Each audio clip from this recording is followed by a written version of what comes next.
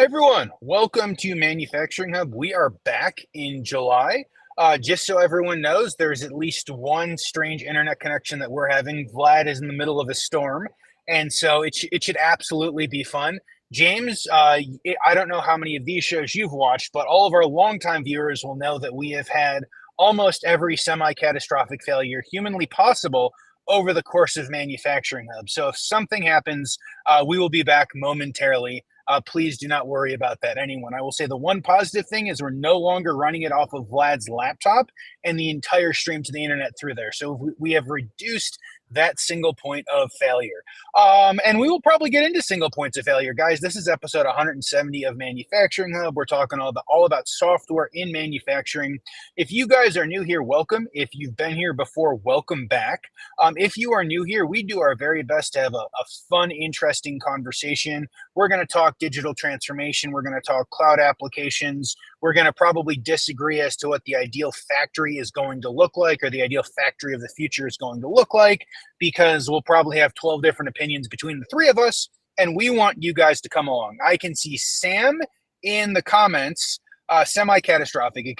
Exactly, Sam. We have only had to stitch together the streams like twice in the last 169 episodes, which is a positive thing.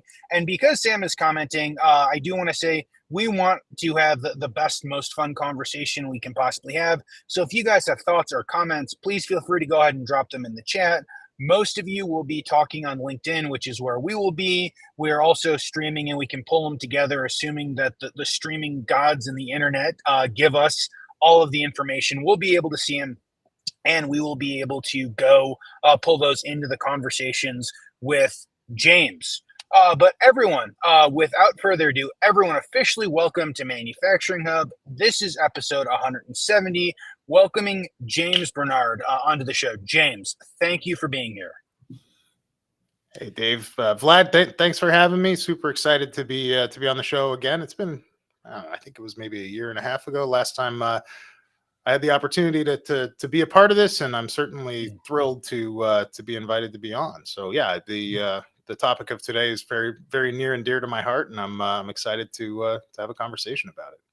Awesome. Thank you so much, James. Really appreciate your time. Before we dive into the, I guess, more technical aspects in manufacturing, could you give us a bit of a background of yourself? I know that you've been part of some very interesting companies in the space that I've also crossed paths with. So I'm curious, how did you get into manufacturing? What were the earlier days like? And ultimately, what was the career progression? And what are you doing today? Sure. So the male modeling career was short-lived and didn't work out. So I graduated from school with an electrical engineering degree instead, and I was a intro to the internet or so away from a minor in computer science. I did every available computer science elective that I could, which was fairly weird because most people were taking kind of easier courses. I was trying to get into the stuff that interested me most. So, this IT/OT blend has been a part of my education and career since I started in this world. I did internships at Ford Motor Company. I worked at a .com just before the .com bust in the late 90s, early 2000s. And then out of school, I started working at a company called Grantech. Grantech's a multinational system integrator that I think a lot of people know, and maybe some people on the chat have already are former employees as well. Grantech is, 19 years and 8 months of my life was dedicated to Grantech in a variety of different roles, from sitting on buckets upside down at 3 o'clock in the morning to opening their first U.S. branch back in 2006.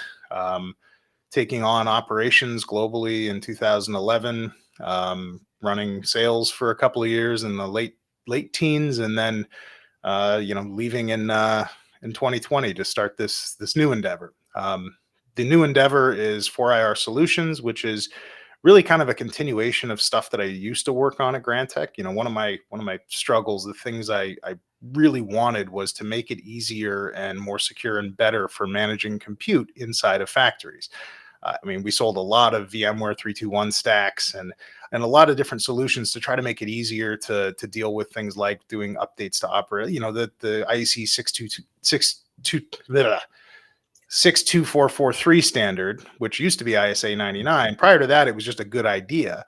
and was not terribly formal, but having patch management and having the ability to operate systems and have failback and rollback and all these technologies that, you know, in some cases now we take advantage of, in some cases we don't. These were things that I really had a passion for. So when, you know, when the time was right and when the technologies from IT and OT began to converge to a point where there was a sensible place to take advantage of newer technologies, so things like Docker containers and orchestration and cloud, that's where the genesis for 4IR came from, and that's why we entered the marketplace when we did. You know, my family is my wife and my two kids. My oldest son is actually going to college for computer science this year, so I'm excited to watch him grow and figure out where he goes in the marketplace, and excited to be a part of this community. James, that was a really good intro. A couple of questions. You know, I'm really curious. So you mentioned this early on, I guess, working chronologically in chronological order. So you picked up a lot of software, I'm assuming, courses that were maybe not as picked, you said, by electrical engineers. What kind of like piqued your interest? Because I know traditional, at least the electrical engineers that I talk to are very let's call it software oriented, at least while they're in school. And then maybe later on, they recognize there's a bit more opportunities on the software side. So I'm curious to hear what your thoughts were at the time. Yeah, I mean, I did a couple of courses in Java development. I did data structures, file structures, database security. So, and then when I graduated, so my last work term at that .com company, I started my work term and had never touched Delphi before. And by the end of the work term, I was building modules for Delphi. For the company was basically a dispatching system that had ISAPI DLL based web pages that you could use to manage your fleet of, you know, plumbers or electricians or whatever the small scale trades are. And then they carried around page writers, if I'm aging myself, two-way pagers before we had cell phones, and they could send back messages and request parts. And so I was writing ISAPI DLLs with Delphi. I was doing web development and CSS, and I found all of that very interesting. And honestly, to be able to blend the way those worlds blend together now isn't what it was when I started my first job at Grantech. There was lots of M files and N files and serial networks and data highway and PLC5s and a lot of technologies that, you know, predated my entry into the workforce, but were, you know, the technologies that were the prevalent pieces at the different companies that we were doing work at. So, you know, watching the world mature inside of the industrial space and seeing things like object-oriented, quasi-object-oriented, depending on how you look at it, PLC programming, I was thrilled to bits for that, because I've been waiting for those concepts to kind of move into that world for a long time. And I know there's a lot of people like me out there, because, you know, they either start more on one side or more on the other side, but there's always this kind of need to pull those technologies together, because you can see what the benefit would be if you could get them to be more interoperable. Yeah, I think that definitely makes sense. I guess moving along that timeline, right? The transition to start 4IR, right? I'm curious if you saw the opportunity because there was a lack of that type of service in the industry, or was it because you were very familiar with how to integrate that as part of, you know, some of the Grantech's offerings? Like, and I guess I just want to hear your thought on how did you maybe not necessarily time the market, because I don't think that's what happened, but how did you figure out that that was a good opportunity to pursue while you were still at Grantech? Yeah, so if you look at the adoption curve of virtualization, there's a, you know, it's like a 10-year cycle to go from first introduction to majority of users are using this as the de facto way that you're now implementing systems. I remember the early days where, you know, you would call up for support to some of the big name vendors, and they would ask you if their application is installed in bare metal. And if it wasn't, they would say, well, we can't support you until you put it on bare metal. And, you know, nothing made me more frustrated than that. But you kind of look at what were the factors around this. One of the biggest things was that inductive automation started releasing containers. So Docker, there was actually a Vertec presentation by Chris McLaughlin, I think it was, a couple of years ago, ahead of 4IR being a thing, where he talked about Docker containers and using Docker Compose to set up testing environments and to set up usable environments with databases and ignition containers. And as I was looking at that part of it, and at the time, my co-founder Joe DeLevo was kind of doing some testing on these parts and pieces.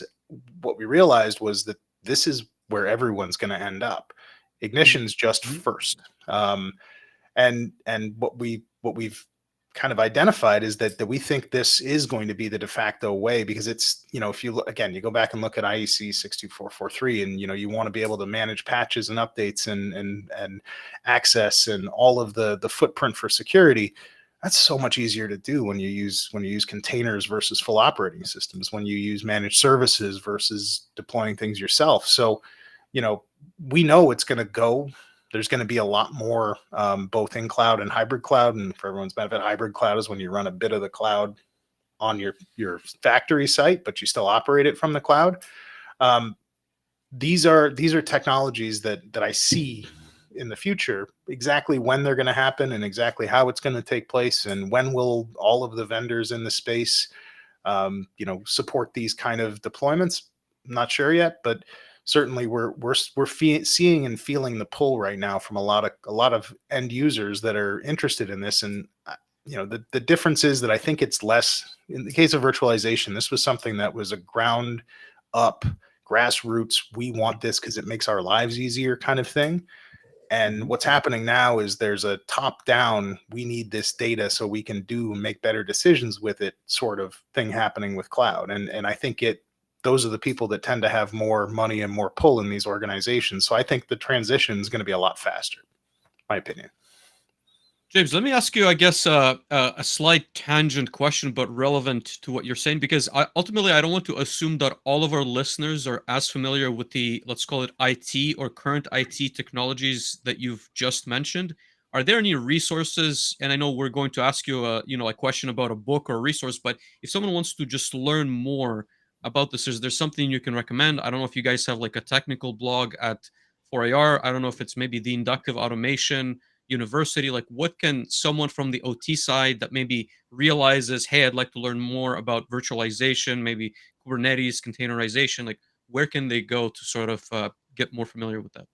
Yeah, I think the biggest issue is there's probably too many sources of good information out there for learning. But I guess there's a handful of, pardon me. There's a handful of webinars and things that we've done in the past for things like how to implement Git, how does containers work. I know Kevin Collins has done a really great presentation. Honestly, that it tends to be a little more advanced. I would actually just start with the Docker tutorials. If you go through the Docker website and the Docker tutorials, and you build your first YAML file, and you get used to these kind of this terminology and how it works and how you attach storage and how do you handle networking, these concepts. Once you grasp these concepts, and how they're similar but different to things you may already understand, it opens up a world of possibility in how you can not only consider if you never do it in production, that's totally fine. It'll definitely make your life easier if you ever develop anything. If you ever want to set up an environment so you can have your own soft PLC and SCADA system and database, it's so much easier if you do everything in containers versus having to install VMs and running thick VMs on your computer or on a server. And there's a world of available, free in many cases, tools that you can use to be able to build those systems out.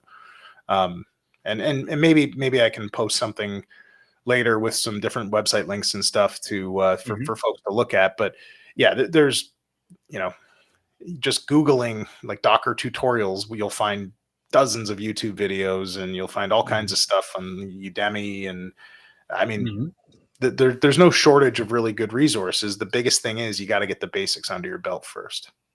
Yeah, and I certainly appreciate that, James. I think, the comment I will make is, I believe there's a lot of resources, but probably not a lot of, let's say, examples that encompass from a manufacturing standpoint, right? So you'll find certainly a plethora of web apps that you can deploy, let's call it in Docker, Kubernetes, and what have you.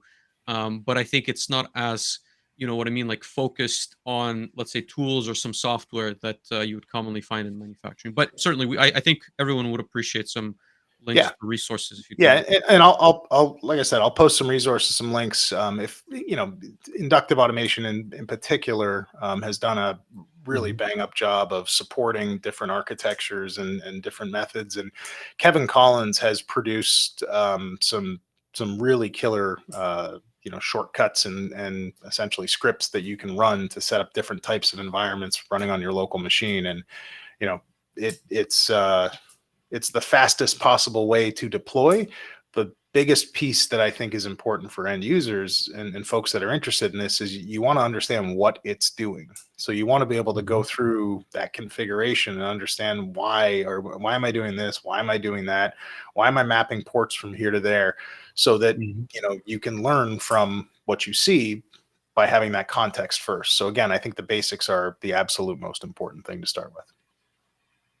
I agree. Absolutely. Dave? Let me go read a comment in here from Rob Graham. He's saying with technologies such as Kubernetes, you also have an easy way to provide high availability. Containerization slash clustering is the future. I think that's a really good point, and I want to ask James. So 4IR started in 2020. You guys are approximately 4 years old. I imagine that there was some amount of demand for the services that you provide, or at least you thought there would be some demand for the services that you guys provide before you guys started. So, can you talk a little bit more about the demand that you're seeing from end users, either on the containerization side, on the cloud architecture side? Can you tell us a little bit more about what you've seen and what you've experienced demand wise over the last, I don't know, 4 to 6 years, and maybe where you see that going into the future? Yeah, I would say most end users don't care about Kubernetes. Yeah. Not that they don't think it's cool or important, but if it makes it easier, faster, cheaper, better, they're happy to have it. But most end users, specifically OT users, aren't interested in that complexity.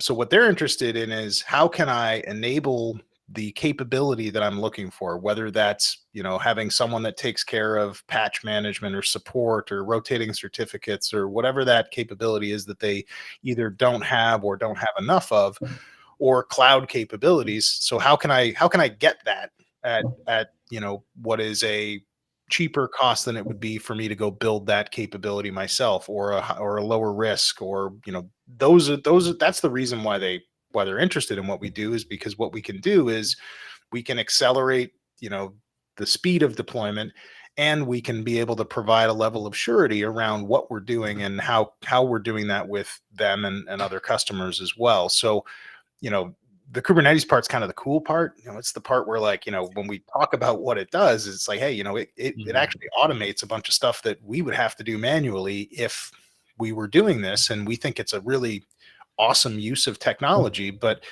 ultimately, the thing that's most important to the end users is that someone's taking care of those assets for them, and someone is that understands the risks for management of those assets is assuming that risk with them.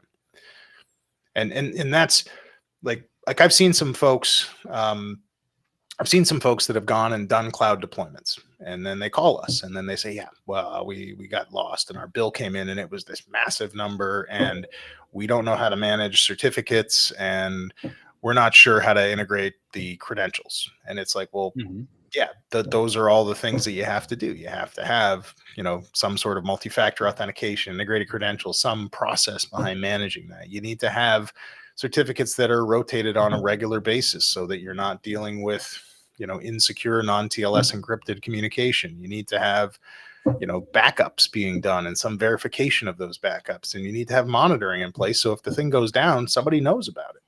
Mhm. Those are all things that are somewhat foreign to most OT folks. You don't get a lot of OT folks. I would say the world's changing, so we're seeing folks now that have kind of touched those things a little bit more. But reliability, telemetry, monitoring systems outside of this are not really kind of their expertise. Their expertise is on equipment and data and unified namespace, and controls, and that's the world that they're familiar with. So this is foreign and scary for some folks. Absolutely. I would agree with that. And I think it's interesting. And I think it will continue to be interesting as we watch kind of software and the technological needs, right? The tools that we all use as we watch that change into the future. And I feel like it certainly has changed, right? To be a good controls engineer or to be a good OT engineer today is different tools and skill sets than you'd need 5 or 10 years ago, which are different tools and skill sets that you would need 20 or 30 years ago when we started moving from relays into PLCs. Let me maybe back it up a little bit and ask you the question in a slightly broader sense, James. But can you tell us a little bit about what you're seeing with the current state of manufacturing when it comes to software and IT and OT solutions, maybe more as a whole, as opposed to just specifically this side? Yeah, and I think you're seeing there's a drive towards more open architecture right now that has been tremendous. I mean, if you go back to early part of my career, I recall quite a bit of Profibus and quite a bit of DeviceNet and ControlNet and things that were technically open, but there was very few vendors in the marketplace. Now, you're surprised if a controller is not running on Ethernet and TCP/IP. Sometimes they've got protocols on top of that, but generally there's a lot more interoperability now between systems than there ever was. There's protocols that are allowing for that, things like OPC UA, things like MQTT, even things like Kafka. So now what we're seeing is there's this like unification of capabilities. So, when it comes to kind of the software side of this, there's an expectation that the tools that are being used will be able to be interoperable as well. So if I buy an OEE tool from vendor A, I should be able to take that data and use it in my data lake, or I should be able to take that information and tie it together with some data from my accounting system and come up with a cost per unit, or there's a ton of different scenarios. And I think what we're seeing, at least my suspicion as to what we're seeing in the marketplace with some of the companies that have been considered kind of the I'll say it, the winners for the last generation, is they have a lot of technical debt. They've got a lot of technical debt to work through that unfortunately makes it harder for them to be as reactive to that change in the marketplace, to make things more interoperable, to make things more connected. So I think what we're seeing in a lot of those cases is they're trying to close up their ecosystem. They're trying to make it so we're a one-stop shop for everything, including software. So when you buy our hardware, you get our software, everything comes as one entire unitized chunk, and then you don't have to worry because we'll take care of everything for you.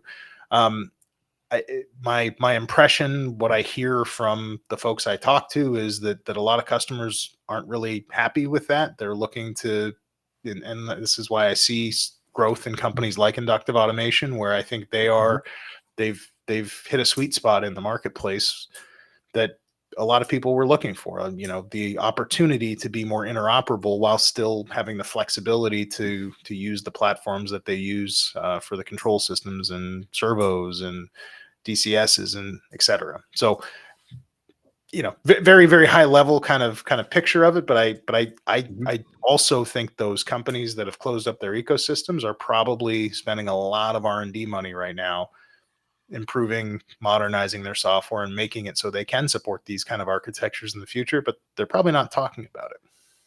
Do you think that the trend is changing, or do you still see it being that they're trying to close off their ecosystems, just update the, as you mentioned, software and hardware? Because I guess depending on which vendor you look at, and again, maybe it's a strategy for the, how to say it, the incumbents to preserve what they have versus the, let's call it, the smaller vendors to try and be more open. I guess, like, what are your thoughts on the trends when it comes to that? These companies aren't full of idiots, right? They know where the future is going to go to. they know what they need to do to preserve margin and preserve market share Mhm. today, but they're also smart enough to realize what they probably need to be. I'm not in the boardroom, so I'm assuming Yeah. they're smart enough to know what the future is going to look like, and that they've got contingencies and they've got, they're burning technical debt down. If they're not, then they won't be around in 20 years.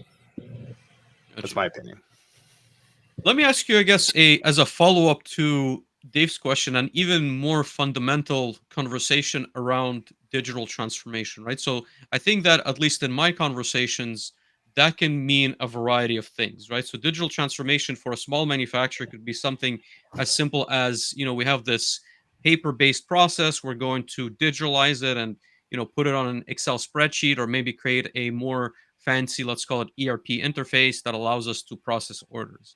Versus for very large companies like we've discussed, it could be adoption, or at least some R&D projects on the architecture side, data side, cloud side. So maybe when we talk about digital transformation, how would you define it? And maybe I'd assume you don't have a percentage of the types of projects that come your way, but ultimately, if you were to put some numbers on it, like, are we seeing a lot more, let's say, adoption of certain technologies versus just some like optimizations of process? Let's call it that. Let's call them that. Yeah, and I think you hit on something really really important there. Is there's a difference between digitization, which is doing it the same way I've always done it, just tracking it electronically, versus Mhm. digitalization, which is changing the way I do something or improving the way I do something in concert with the technology that I'm applying. Um, I, I see there being a lot of, I'll say, the consultants of the world have sold a bill of goods to the C suites of a lot of organizations about digitalization, and there's a ton of value to be had. I think one of the things that seems to get lost in the ether is that there's a communication and a data gap between what's being produced in the manufacturing facilities and then what's being expected in a big data application, for example. um, so what we're finding is there's a lot of C-suite push to apply AI, do predictive maintenance, give me some analytics I can use to change my business. And then the data is not there, or if it is there, it's not as clean as it was expected to be. And there's a lot of plumbing that has to take place to get it to where it needs to be. So that's a lot of the unified namespace conversations that I hear are plumbing. Um, and plumbing is tremendously important, because if you don't have a properly modeled set of information that is useful to your and describes your business in a way that you can consume it, then you can't do a lot of what digitalization promises.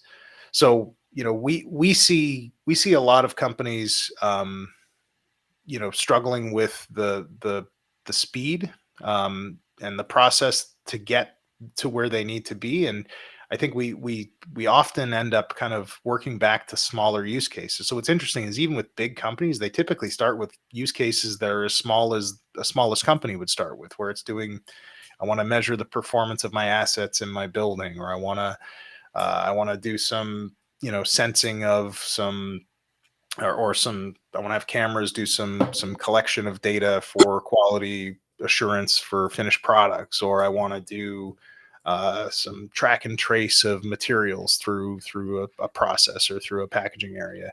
Um, these are the same projects, whether you're a Fortune 100 manufacturer or whether you're a Fortune 10 million. I don't know what would describe smaller businesses in manufacturing. The folks that have, the owner is the one making the decision every day. These companies need digital transformation just as badly Mhm. as the big guys do. The nice part is that the technology, specifically when you take advantage of the scaling pieces of the cloud, allows for a lot of the same tools that are being used by the big guys to be available to the small guys to be able to be used for those same purposes. Um, the biggest thing I think I would say I've felt and heard from folks is they feel that they're behind. A lot of people say, yeah, but these other companies they're way ahead. And I always Hmm. say, like, they're not as far ahead as you think they are.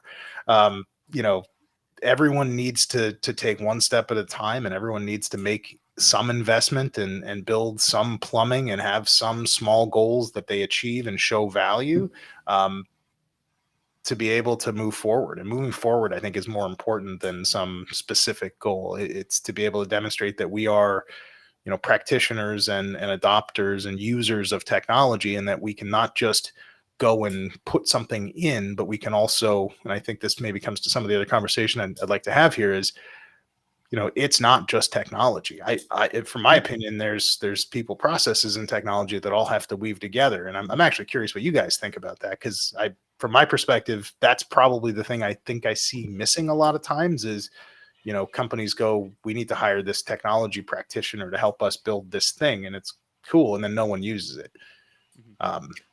I guess I can go first and let Dave maybe fill in some of the gaps on my side. So for me, it's been always, well, a couple of things, right? So people are, I think, a much bigger factor than we are sometimes led to believe by, as you've said, consultants or some companies that come in and propose technical solutions. And what I mean specifically by that is I've seen initiatives even at the same company but at different facilities fail because technology alone does not solve the problem, right? You really need to, how would I say it, to coach people, to explain over a fairly long period of time what needs to change on the business side and on their workflow in order to take advantage of some of these tools, right? And specifically, I guess, like, my background has been deploying data solutions and trying to optimize different processes, but a lot of times, the plant was simply unable to make changes big enough to realize the, let's call it, the cost savings that the tools were promising without that training, without that, coaching structure where someone was, let's say, the owner of a process. He would explain what needed to be done to either like operators or supervisor, and that would trickle down. There was just this lack of people involvement besides the tech, right? And a lot of times, the reality, I think, of systems integrators, not to start mentioning names, is that there's, how to say it, an emphasis on the tech side, but maybe a smaller emphasis on coaching people and sort of helping them along the process. So for me, people is an absolute must.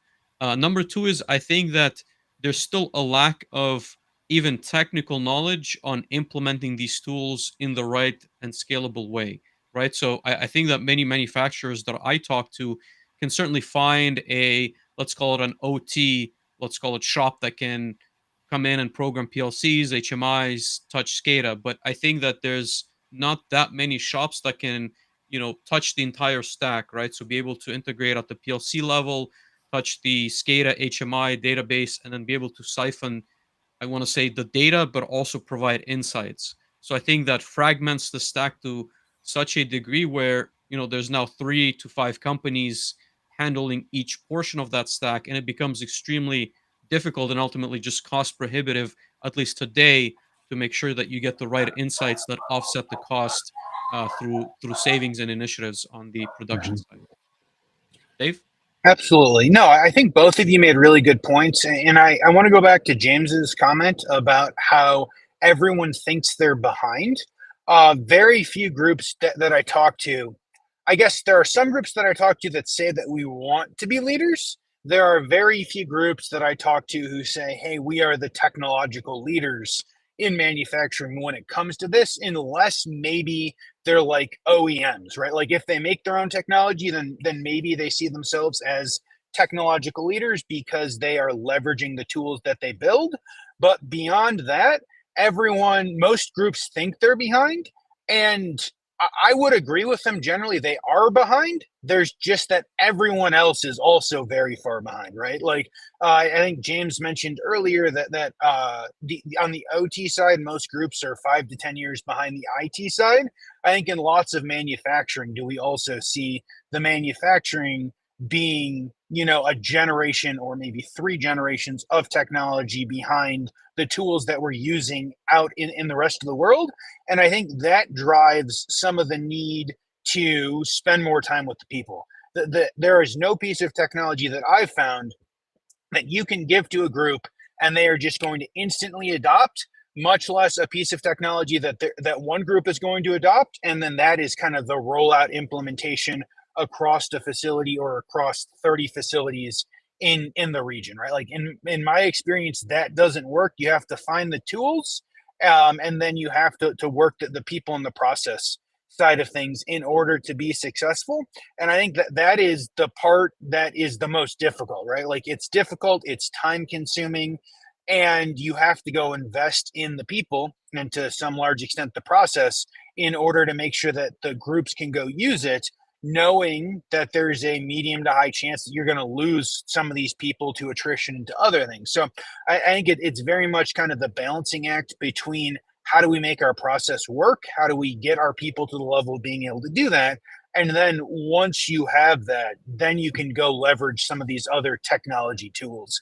But I agree. It is not the sexy part, and it's like the difficult, expensive, time consuming. You're awake at 3 o'clock in the morning because you run a third shift part that the vast majority of people don't want to talk about. I completely agree. And I think, you talk about the people part of this and a lot of folks don't bother trying to endear themselves to the people with the choice of process and technology. So, if everything you do makes their jobs harder, it's going to be very challenging for them to want, unless they're being forced to do something that's changing. If they don't understand how it's helping them or it's not making their job easier or life easier. And it's something like AR is a good example where, in promise, it should make people's lives easier. Using AR should allow for you to do things that you would have difficulty doing in other ways.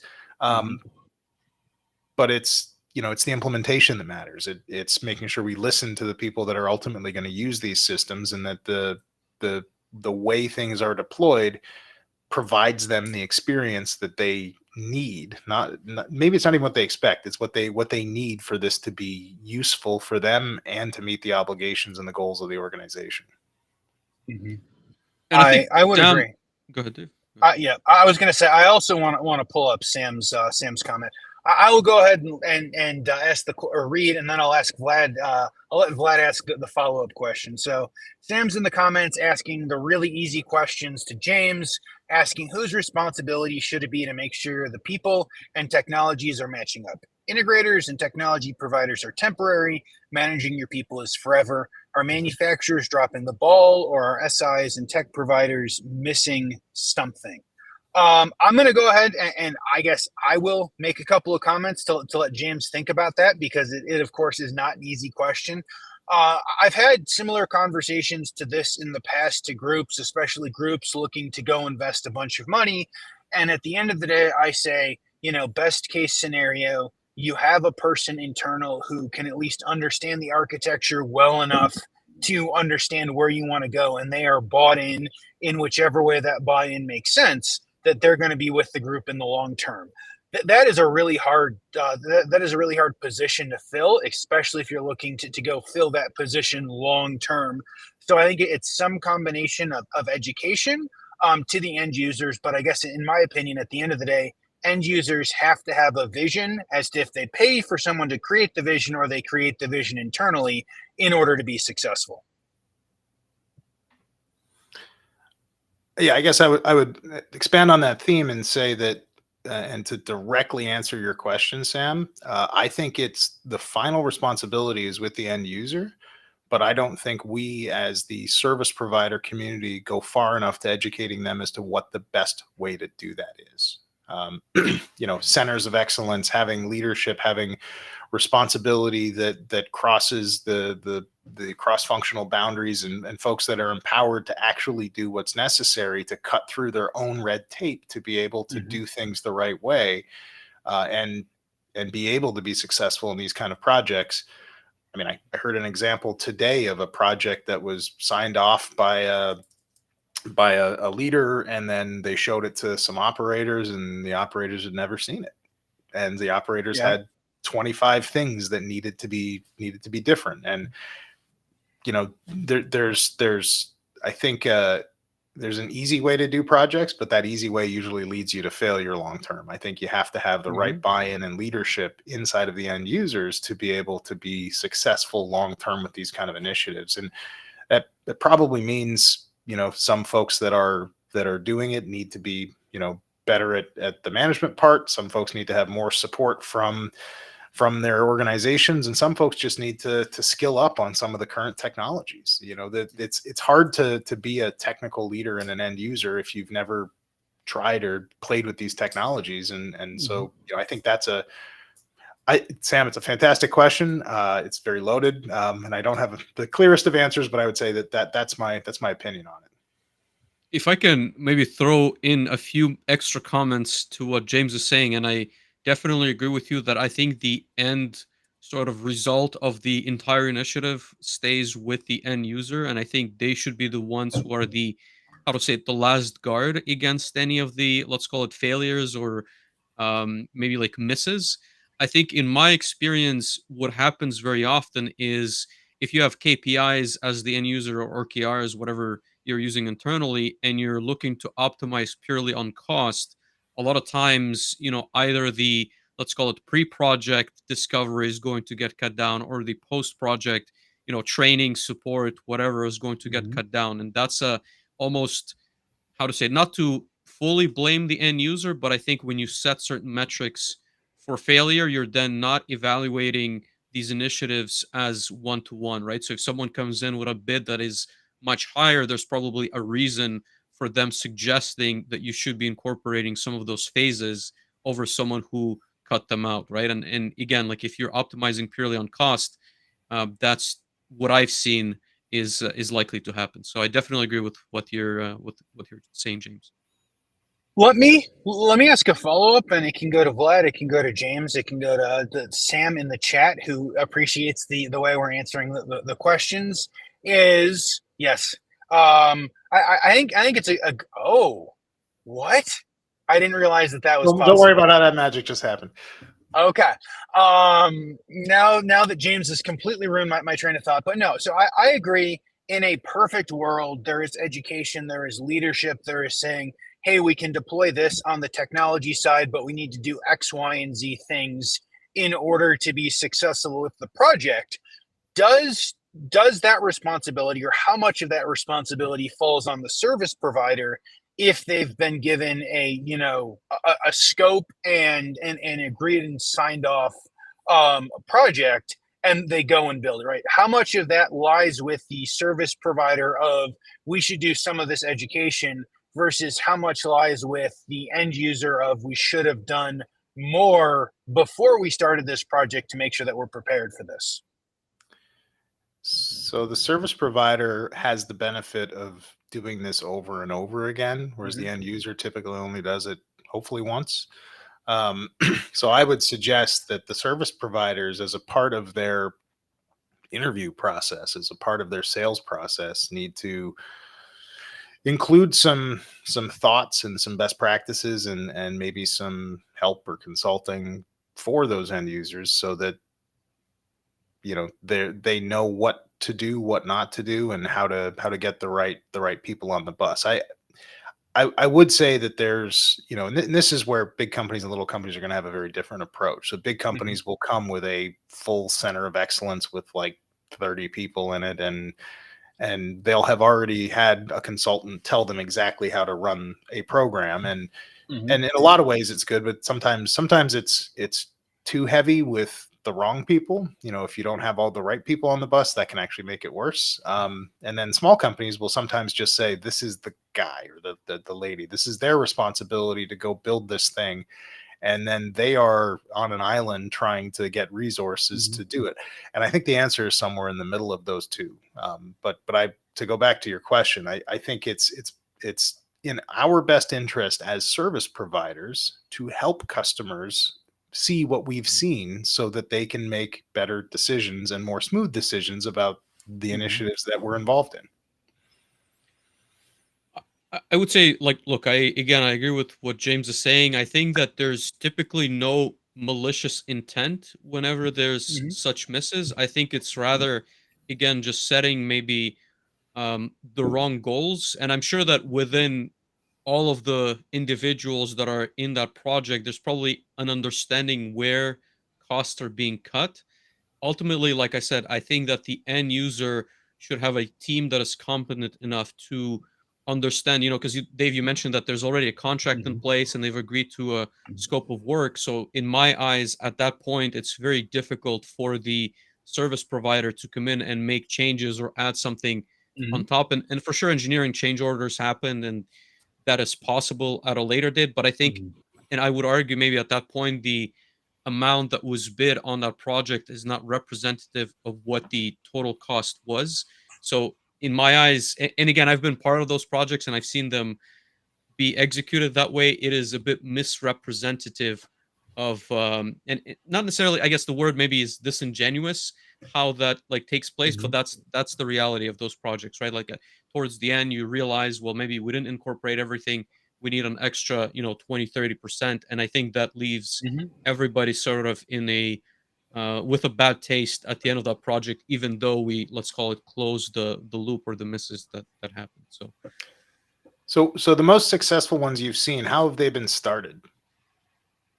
with a lot of conversations, a lot of whiteboarding, a lot of design, a lot of emphasis on, let's involve at the very least the electrical, the mechanical, and the process groups, and make sure all of them understand what the scope is, what they need to Mhm. do, what the dates are, how long it's going to take, right? So obviously, then each party would involve, let's call it, the right operators.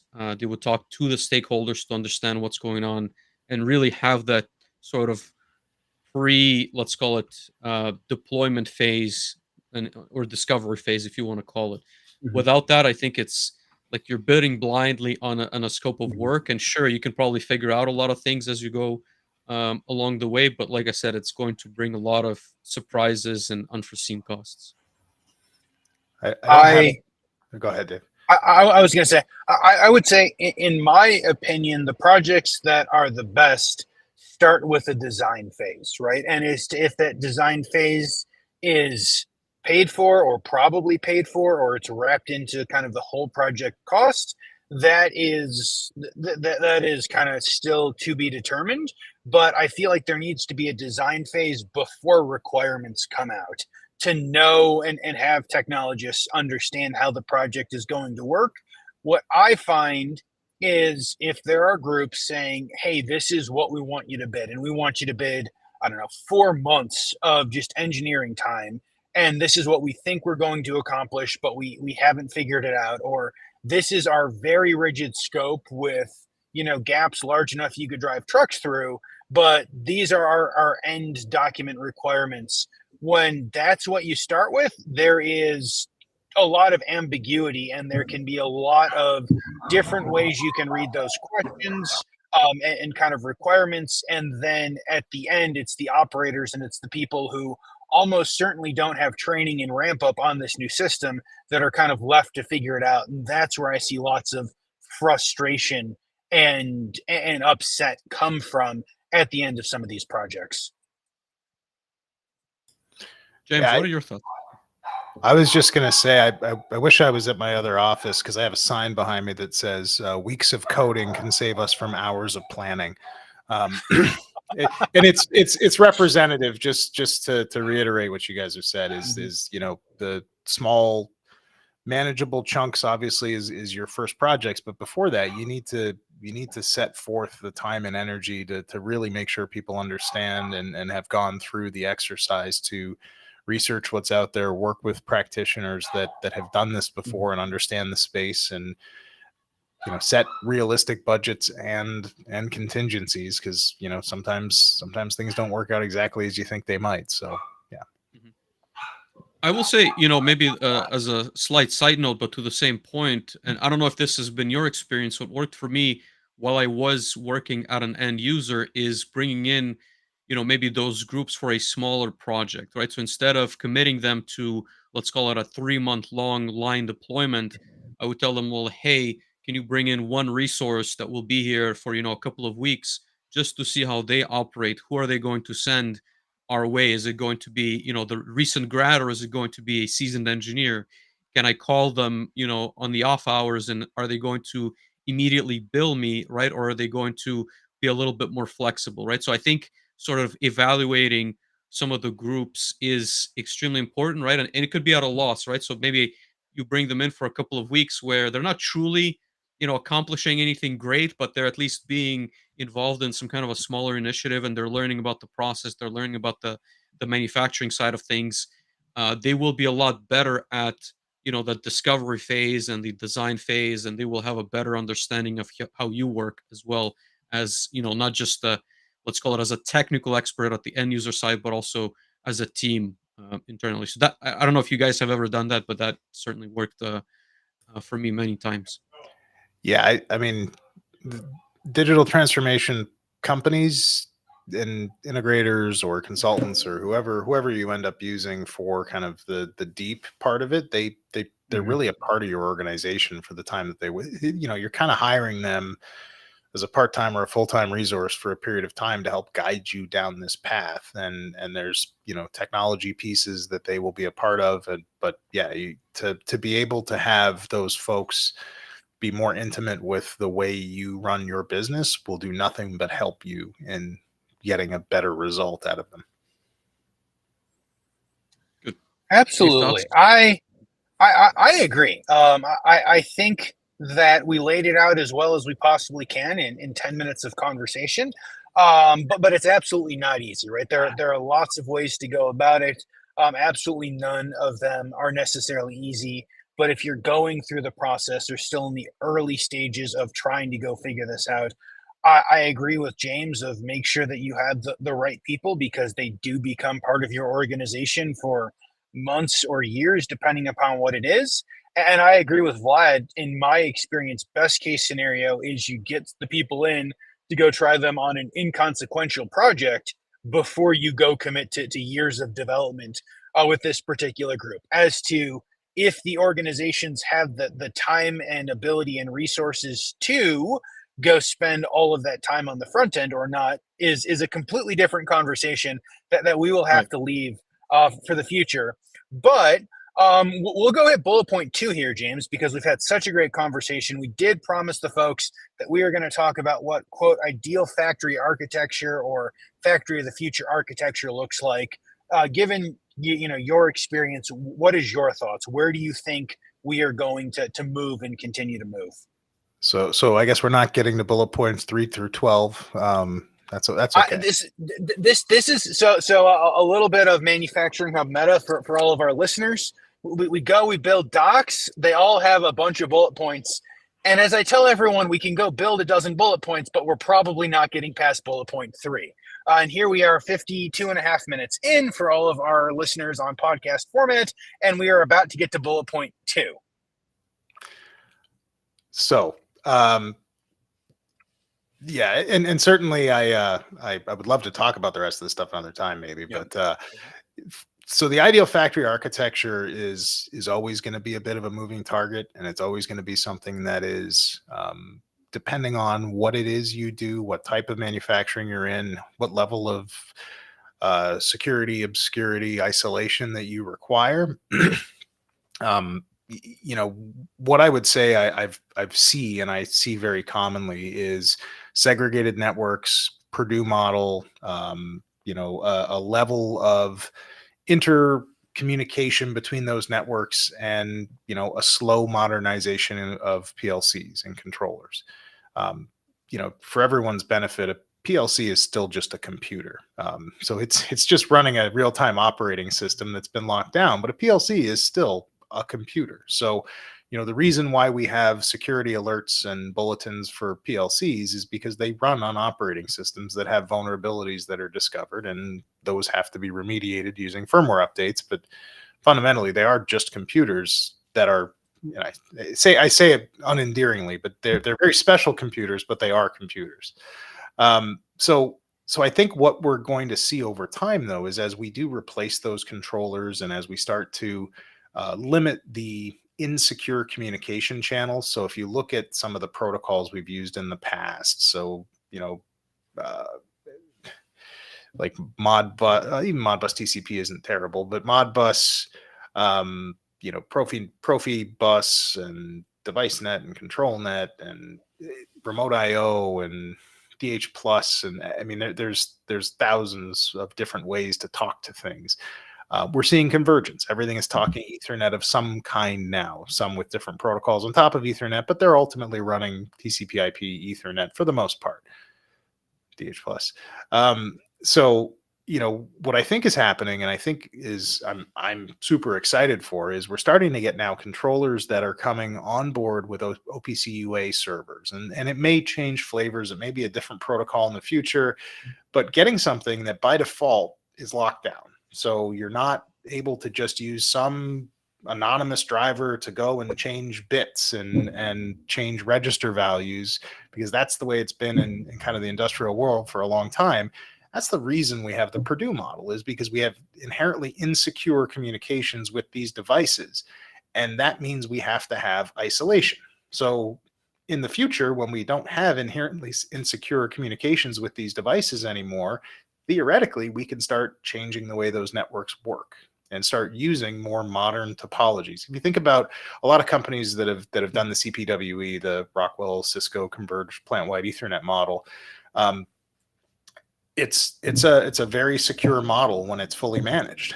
What happens is, though, a lot of people buy all the hardware, put it in, and then don't have the rigor to manage all of the firewall rules and all of the communication channels. And you end up with people throwing cell modems in that jump past networks, or dual homing devices, which you shouldn't do.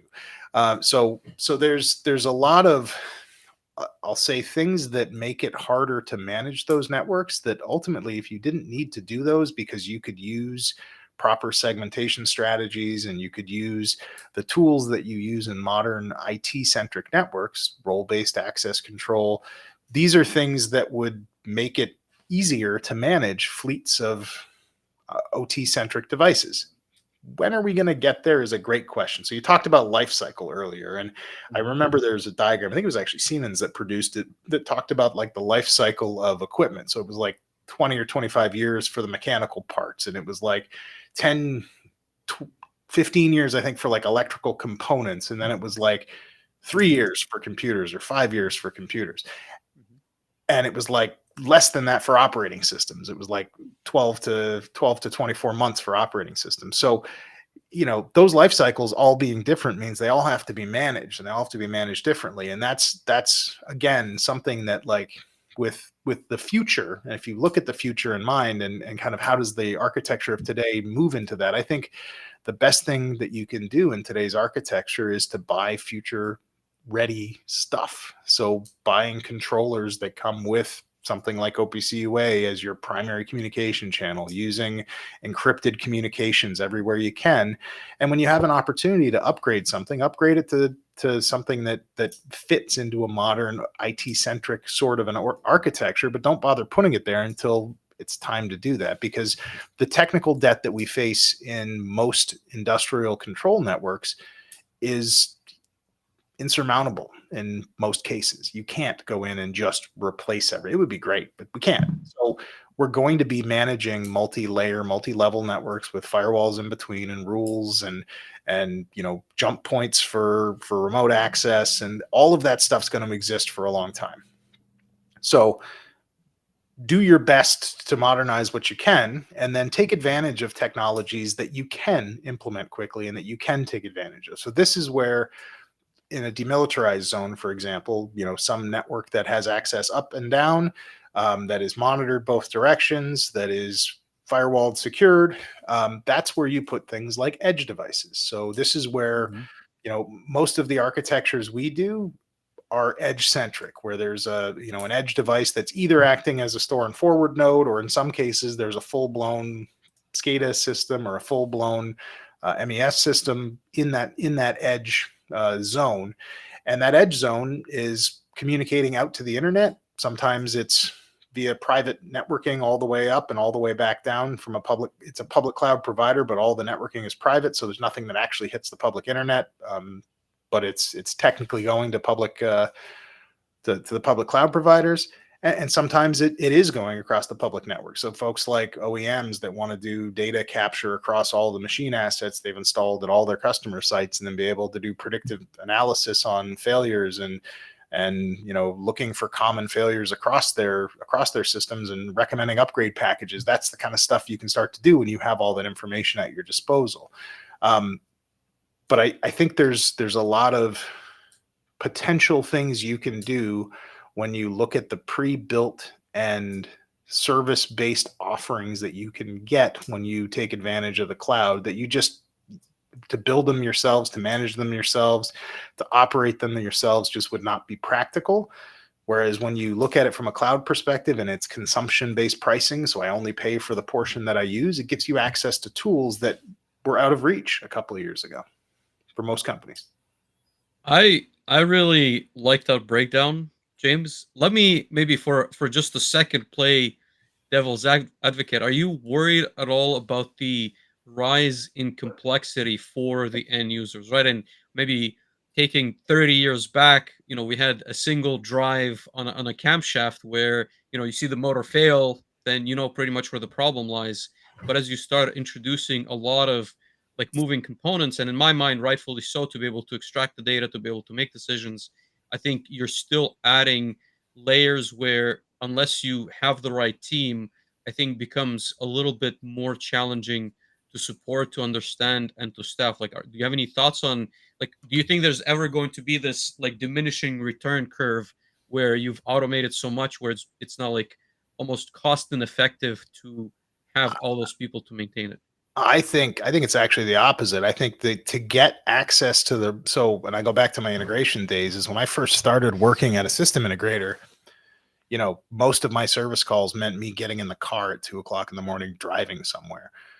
Later in my career, before I stopped doing any kind of real service call technical sort of work, most of what I was doing was in my pajamas from my kitchen table, because I could remotely access a lot of the things I needed to, and I had eyes and ears in the building. So if you extend that and think about the different technologies that can help with visibility, things like AR, and I know some of the companies, some integrators use like AR goggles that have Teams in them, for example, so you can be on a Microsoft Teams call and you see what the person on the other end of the call is seeing. It's got noise cancellation on the mic, so you can essentially have eyes and ears and hands in the building while you, the technical expert, don't need to get out of your pajamas or live in a different country or whatever the case may be. So I actually think that the connectivity of all these technologies gives you access to resources that may not want to go live in wherever your factory is and be up at 3:00 in the morning to answer those calls in that way. So I think it's actually a benefit. I will acknowledge that complexity does come with it, though. Like your maintenance folks aren't just going and resetting the PLC bit anymore. There's now, cam profiles and servo synchronization, and there's all kinds of technology, innovation that's happened. But I think that's just part of the education process, and honestly, the education institutions in the country needing to really adopt that kind of electromechanical knowledge needs to be there for these folks to be able to work in this sort of a workplace.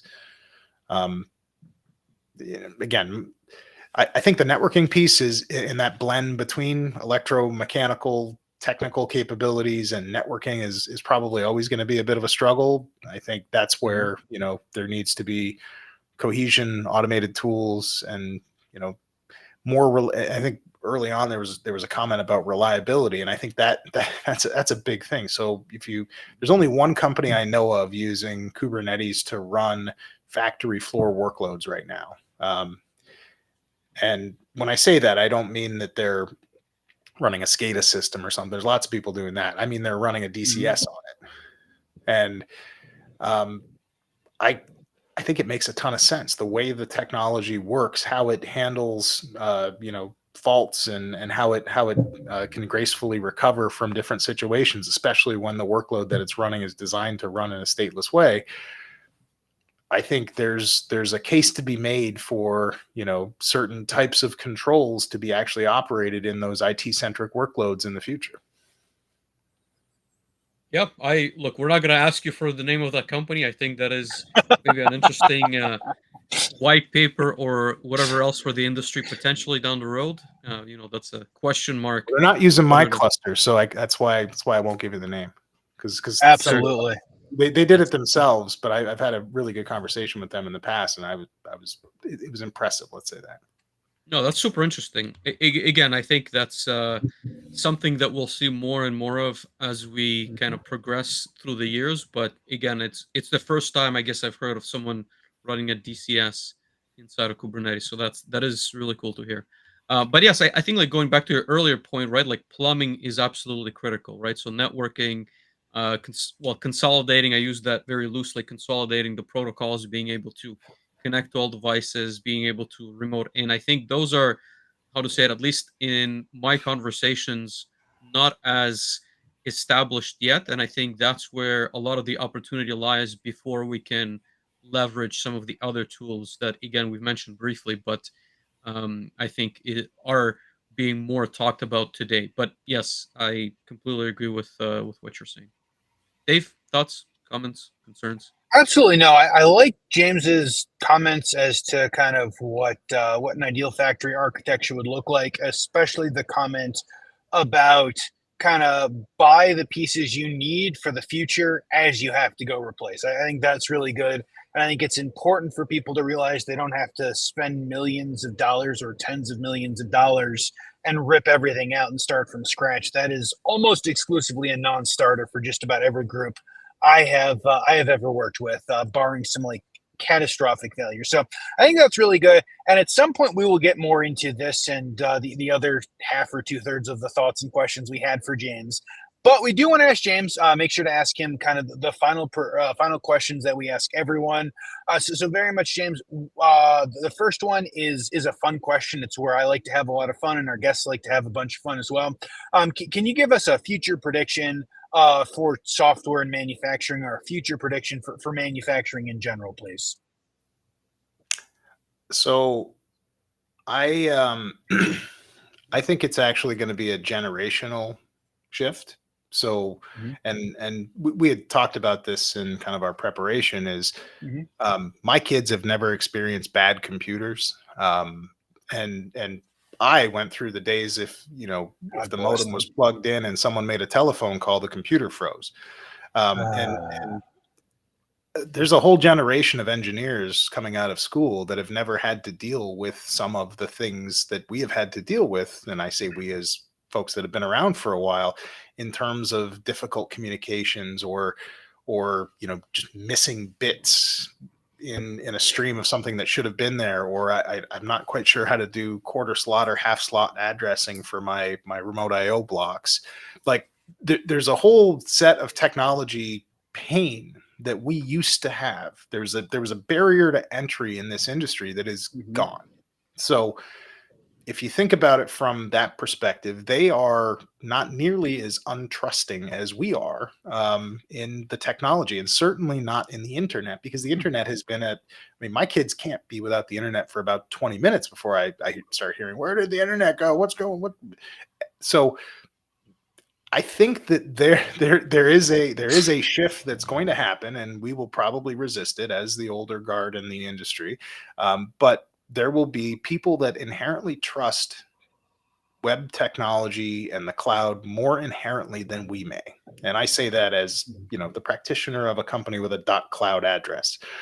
Um, the thing that's going to drive it for organizations is going to be that they are and they're already doing this. They're already designing networks for availability requirements, and throughput requirements. So they're now, when they specify a factory's WAN connection, they're able to say it's going to be up this many nines with this much pipe bandwidth and this level of latency. So we can run our ERP system in the cloud. We can run our warehouse Mhm. management system in the cloud.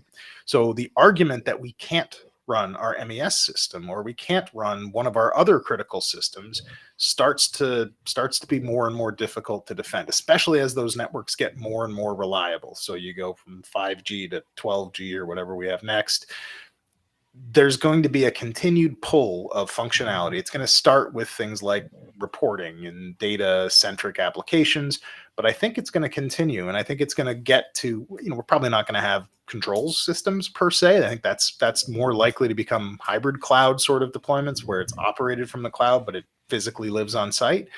But I do think there's going to be more and more applications that a lot of folks today would say never in my life, that will end up in that space. Mm-hmm. No, I agree. I think it's amazing how easy computing technology is, and you can go and buy a laptop off of the shelf in dozens of stores, or you can go buy 10-year-old used servers and go reset all of those up, and they just work most of the time. But especially the computing technology that you can just go buy, it's amazing, and I absolutely look forward to seeing where people who are maybe still fearless on the computing side can continue to push us into the future. Talking about the future and maybe talking about some of those younger people, James, if someone is kind of early to middle career and looking for some career advice, what sort of career advice would you give them? Yeah, I would always suggest tinkering. So tinkering has been one of my hobbies for a long time. I've got 4 Raspberry Pis sitting next to me on the shelf over here. I apologize if you can hear the background noise. I guess it was my turn to have a little distraction. But tinkering and being current with the kind of trends that you're seeing in the industry. So right now, one of the trends I see in the industry is things like unified namespace. I see things like MQTT. I see things like Docker. I see things like cybersecurity, encryption, certificates.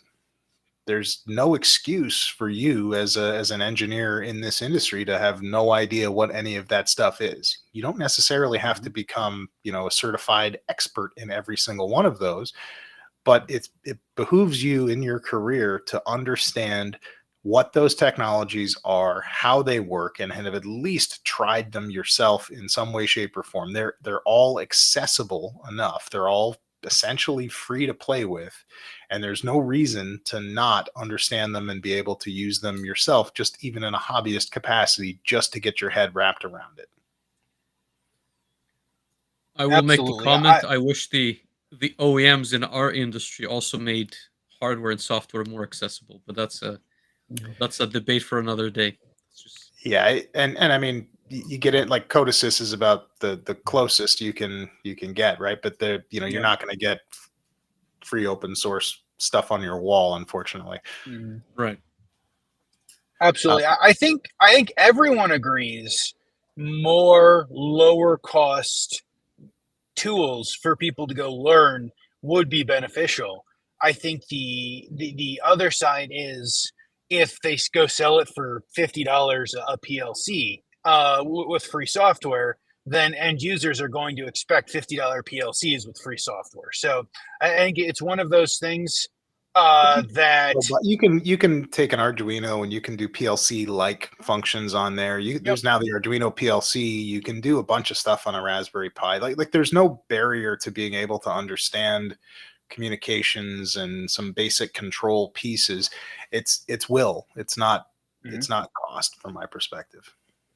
Oh, absolutely. I agree with what you're saying. I was saying for more of the larger brands that it's difficult to go get reasonably priced tools with there.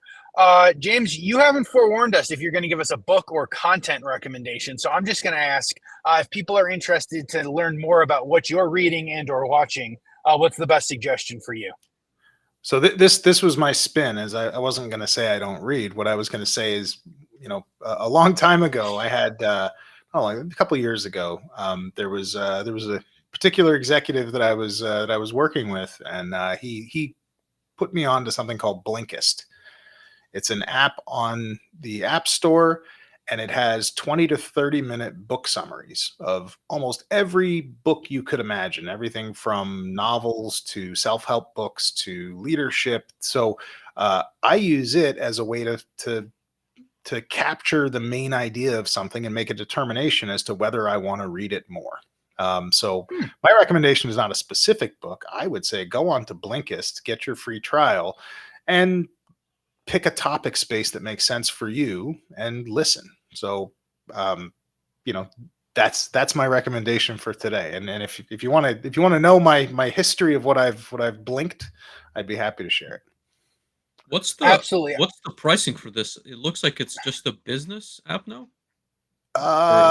So I don't think they buy the the subscription, you need to buy it through their website. I don't know if they sell that through the App Store, but the app you download through the App Store. I think it is like a yearly fee. I can't remember. It was worth I'm not everything. interesting. What percentage of the blinks that you get do you end up reading and or listening to the app? So I try to do them because I tend to do audio, but I'll try to do, you know, as many as I can in a trip. So if I'm going somewhere on a plane, I'll go through 15, 20 of them. You know, there's you know, one a day kind of thing is I'm not quite at that pace, but you know, I try to, if I'm driving somewhere for any sort of extended period of time, I'll queue up a whole list of them and just go through them. And what I think is interesting is I started off with a lot of business and a lot of motivation, startup focused stuff, because that's the business that I'm in. And I've ended up with a lot of really interesting tangent topics that I would have never, ever picked up in the bookstore that have become books that are now full books that I've purchased. Interesting. That is very, I have to say, I don't think we've had that particular recommendation or even the comment of it from anyone. Vlad is over on the second monitor doing a deep dive into Blinkist. So everyone watch out for Vlad's overview of what Blinkist is. That is very interesting. Thank you for that, James. Last question for you is, how can our listeners help? Who should reach out and connect? Are you guys looking to hire? Are you looking for new customers? What can our listeners do to help you? So we are always looking for new customers. At the moment, we're not hiring. We probably, the plan we have in place has us starting to look again in the fall. So if you're interested in Ignition, DevOps, Kubernetes, drop us a line. We're always interested to hear from folks. Our you know, getting a hold of us, the easiest way is just LinkedIn, or you can go through our website, but I find LinkedIn to be a little more personal. If you ever, anyone on this call wants to connect with me and you're not connected already, just add me. I'm happy to increase my network as wide as I can, and I'd be happy to chat with you if you want to learn more. Absolutely, James. This has been awesome. We will have to go find a couple more hours at some point to continue the conversation, but thank you so much for being here. Thank you, everyone, for hanging out. Thanks, everyone, for their questions. We've got a bunch of questions and comments from a bunch of people, some that we've pulled out, some that we haven't been able to pull out. Yeah, again, make sure to connect with James and the group at 4IR. If you're not connected to Manufacturing Hub or Vlad or myself, please go ahead and do that. If you are listening on podcast format, please do the things that you're supposed to do, like and share and subscribe. And yeah, I think I hit all of those. If I remember to ask James and Vlad remembers to post on Thursdays, more people listen, which is just this wild linear curve as it continues to go up. But that is good for everyone.